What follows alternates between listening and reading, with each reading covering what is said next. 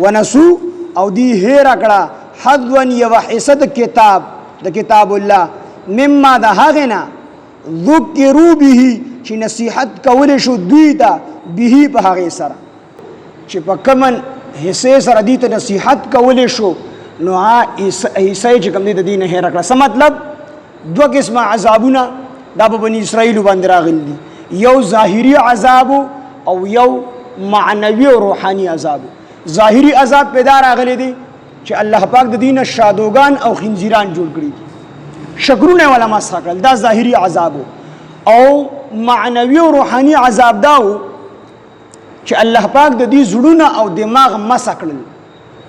زړونو او دماغونه ولا هغه طاقت واغست دغه واده د ماتول د وجنه چې دی ایمان راوړي وی راه هدایت تراغلي نو ونسو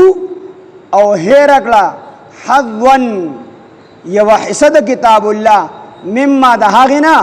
ذکرو چی نصیحت کولشو دویتا بیہی پا حاغی سارا آگا کما حصوا چی پائے گی توحید اور رسالت اور دا رسول اللہ صلی اللہ علیہ وسلم ختم نبوت ذکر